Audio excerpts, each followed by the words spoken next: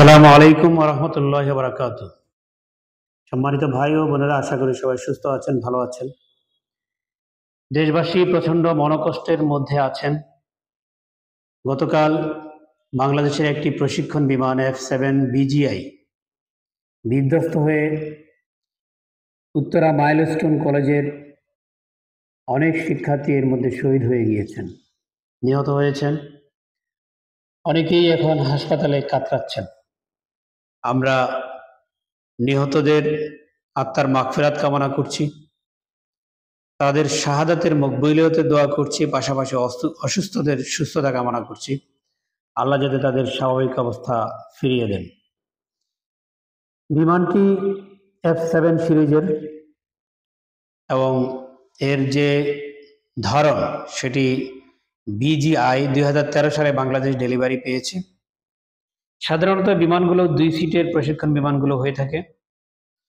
কালকে লেফটেন্যান্ট তৌকির যে বিমানে বিধ্বস্ত হয়েছেন সেটি ছিল একটি জঙ্গি বিমান এবং সেটি ছিল 1 সিটের। সাধারণ কার ড্রাইভিং শিখতে গেলেও ট্রেনার পাশে থাকেন এবং তার হাতে কন্ট্রোল থাকে। অথচ আমরা দেখলাম গতকালকে 1 সিটের বিমানে তাকে পাঠানো হয়েছে, যদিও এটি তার সমাপনী ফ্লাইট ছিল। এবং আমরা জানি সমাপনী ফ্লাইট এটি একটা স্লো ফ্লাইট। ইচ্ছে করে বিমানের গতি সর্বনিম্ন রেঞ্জে রাখা হয়। যেটা 2500-3000 কিলো স্পিডে যায় সেটি হয়তো 500 কিলো স্পিডে চলেছে। সর্বনিম্ন স্পিডে বিমানকে পরিচালনা করা হয় এবং সর্বনিম্ন উচ্চতা দিয়ে বিমানটি উড়ে, যাতে করে সবকিছু নিয়ন্ত্রণে থাকে।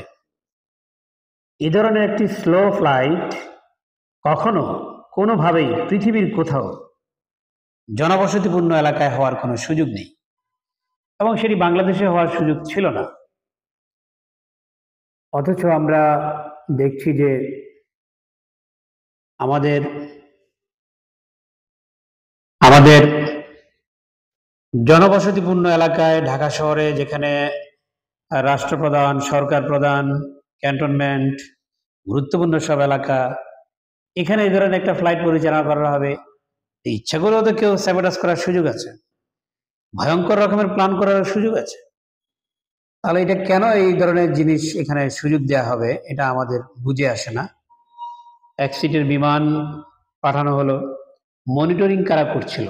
যেখানে তার প্রতিটি গতিবিধি কন্ট্রোল সেন্টার থেকে, যারা ট্রেনিং সেন্টার থেকে পরিচালনা করবে, বাসার ঘাঁটি থেকে এটা পাঠানো হয়েছে। তাহলে তারা কোথায় ছিল, কি করেছে, সেটি আমরা দেখতে চাই। বিমানের ব্ল্যাক বক্স কোথায়, এবং সেটা আমরা দেখতে চাই। শেষ মুহূর্তে তাকে কি ইনস্ট্রাকশন দেওয়া হয়েছিল সেটি জনগণ জানতে চায়।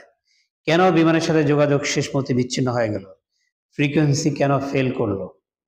এই বিমান উড্ডয়নের আগে 15 মিনিট ধরে পরীক্ষা করা হয়েছে, অথচ 12 মিনিটের মাথায় বিমানটি ক্র্যাশ করলো কেন? সর্বনিম্ন গতিতে যদি বিমানটি চলে 12 মিনিটে 60 কিলো ঘুরে চলে আসার কথা, ইচ্ছে ঘুরে এসছে এবং আবার সে তার ঘাঁটিতে ফিরে যাচ্ছিল। সুতরাং যেটা বলা হচ্ছে যে সে দূরে নিয়ে যাওয়ার চেষ্টা করেছে, বিচ্ছিন্ন এলাকায় বিমানটি নিয়ে যাওয়ার চেষ্টা করেছে, এরকম কোনো ঘটনা তো এখানে আমরা দেখি না। এটি মুখ ছিল বরাবর ঘাঁটির দিকে, সে ঘাঁটিতেই ফিরে যাচ্ছিল। শেষ মুহূর্তে কেন বিমানটিকে বিকল করে দেওয়া হলো, বা কে বিকল করে দিল, কিভাবে বিকল করে দিল, এই বিষয়গুলো জানার প্রয়োজন আছে আমাদের। মেইনটেনেন্স যারা করছিলেন তারা নিশ্চয়ই জবাবদিহিতার আওতায় আসতে হবে। যারা পরীক্ষা নিরীক্ষা করেছেন, কি পরীক্ষা করেছিলেন? যারা মনিটর করছিলেন তারা কি মনিটর করেছেন?